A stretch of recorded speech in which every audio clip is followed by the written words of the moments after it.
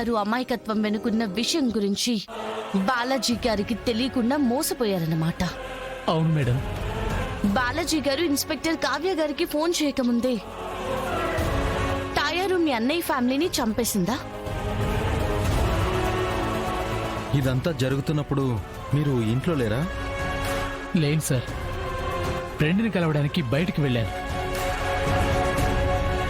ఆ రోజు మీటింగే మిమ్మల్ని కాపాడిందన్నమాట.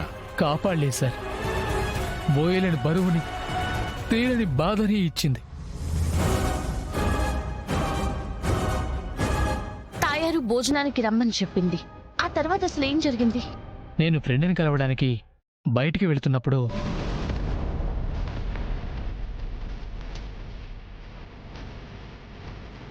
ఏ తాయారు, ఎవరు వాళ్ళు? ఏం చేస్తున్నావు అక్కడ? మా చుట్టాలు నన్ను చూసిపోనీకొచ్చారు సారు. డబ్బులు గిట్ల కొంచెం అడిగినా అవి ఇచ్చిపోనీకొచ్చినారు సారు. సరే లోపలికి వెళ్ళు. అలానే నేను వచ్చే వరకు ఎవరొచ్చినా డోర్ తీకు. సరే సారు. అప్పుడు నేను ఫ్రెండ్ని కలవడానికి వెళ్ళాను. నేను ఇంటికి తిరిగి వచ్చేసరికి ఇంటి ముందు పోలీసులు అంబులెన్స్ని చూసి నాకు భయం వేసింది సార్.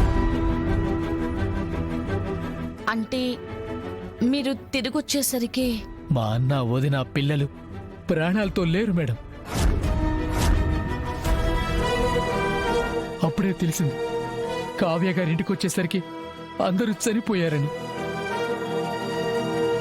దొరికిన నిధిలో కొన్ని పోయాయి, వాటితో పాటు రాగి పత్రాలు కూడా పోయాయి.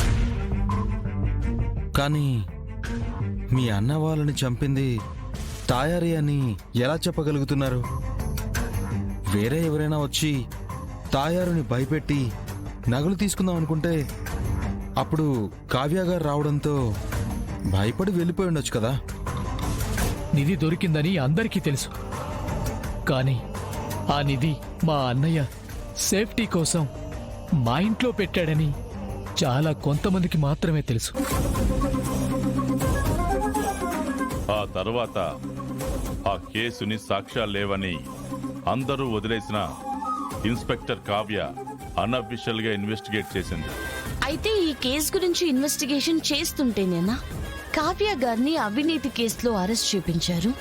అవును మేడం, కానీ ఆవిడ నిజాయితీ నిరూపించుకోవడానికి మళ్ళీ డ్యూటీలో జాయిన్ అయ్యారు. అయినా కానీ కావ్య గారు కేసు వదలలేదు. ప్రూఫ్స్ నాకు ఇచ్చాయి. కుటుంబాన్ని చంపినాక ఆ గంగాధర్ కూడా అదే బాధలో చచ్చిపోయి ఉంటాడు అనుకున్నా. కానీ 20 ఏండ్ల తర్వాత పగ తీర్చుకోవడానికి మళ్ళీ తిరిగొస్తాడని నేను అస్సలు అనుకోలేదు బిడ్డ. లేదంటే భద్రంగానే ఉంటుండే. మన వాళ్ళకింకా వాడు దొరక్కపోవడం ఏంటమ్మా? గదే నాకు సమజైతలేదు బిడ్డ. షూట్ చేసిన ఎమ్మటే మన వాళ్ళు అన్ని ఎత్తుక్కుంటూ పోయిర్రు, కాని వాళ్లకు దొరకకుండా యాడికి పోయిండో తెలుస్తలేదు.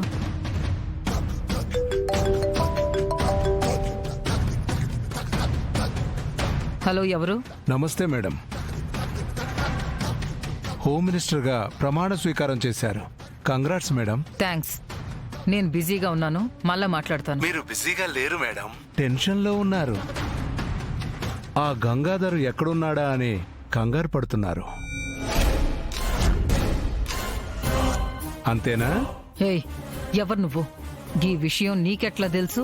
ఇదే కాదు మేడం, ఆ గంగాధర్కి మీ గతం మొత్తం తెలుసని తెలుసు.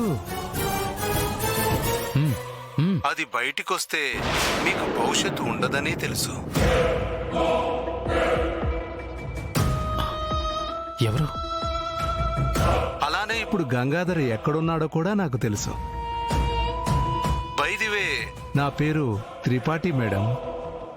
సాధు సార్ టీంలో పనిచేస్తున్నాను. మీనన్కి బాగా కావలసిన వాణ్ణి. ఆఫీస్ నుంచి కావలసిన ఇన్ఫర్మేషన్ ఇచ్చే మెసెంజర్ని. అలాగే మీకు కూడా ఇన్ఫర్మేషన్ ఇద్దామని ఫోన్ చేశాను. ఓ, నువ్వేనా త్రిపాఠి అంటే? ముందు గంగాధర్ ఎక్కడున్నాడో చెప్పు.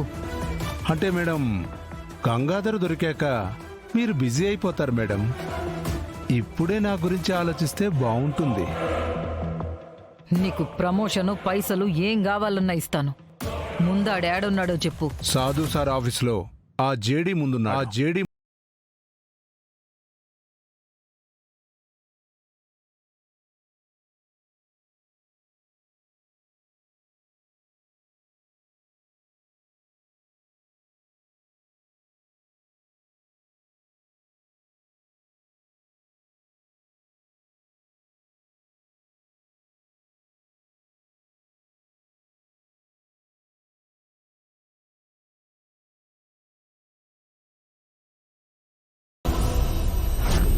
రమ్య, సార్ అతన్ని జాగ్రత్తగా కొత్త సేఫ్ హౌస్ లో పెట్టండి.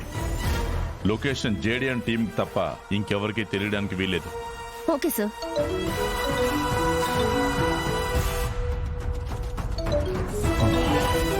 ఏమిటి సార్, ఎవరు ఫోన్ చేశారు?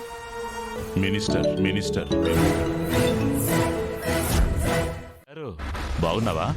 నేను మంచిగున్నా గాని నేను చెప్పింది మీకు గిట్లా అర్థమైందా? అంటే తవ్వకాల్లో బయటపడ్డ నగలన్నీ ఇప్పుడు ఇంట్లోనే ఉన్నాయా? ఉత్తి నగలే కాదు మీనన్, వజ్రాలు, విగ్రహాలు, కళ్ళు చెదిరిపోయేంత సొమ్ముంది. దాంతోపాటు రాగి పత్రాలు కూడా ఉన్నాయి.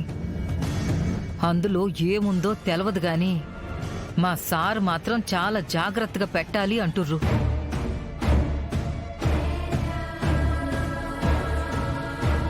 సరే అయితే ఈ విషయం అందరూ తినే దాంట్లో కలిపి వాళ్ళు చనిపోయిన వెంటనే మాకు ఫోన్ చేయి, మేము వచ్చేస్తాం. గట్లనే. కానీ ఇన్స్పెక్టర్ కావ్య మా సార్కి మంచి ఫ్యామిలీ ఫ్రెండ్. సెక్యూరిటీకి ఆవిడ్ని పిలవాలి అంటుర్రు. కావ్యనా? అమ్మో, ఇప్పటికే మా మీద పగబట్టినట్టు మా వెనకే పడుతుంది. ఆవిడకి మాత్రం దొరకకూడదు. వెళ్ళి త్వరగా పని పూర్తి చేయి. సొమ్ము చేతికి రాగానే భాగాలు పట్టుకొని వెళ్ళి పెళ్లి చేసుకుందాం. ఏ తాయారు, ఏం చేస్తున్నావు అక్కడ? ఆ సారు